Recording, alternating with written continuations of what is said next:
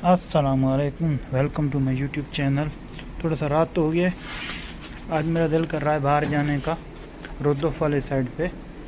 तो मैंने कुछ खाना बना लिया है और वहीं चलते हैं, वहीं बैठ के खाते हैं और जो है ना कुछ तस्वीरें वगैरह अंधेरे में लेते हैं, कुछ वीडियोस देखते हैं कि S25 अल्ट्रा का जो है ना किस तरह रिज़ल्ट आता है। तो मेरे पास टाइम है, तो चलते हैं वहीं, आपसे मिलते हैं रुद्दुफ़।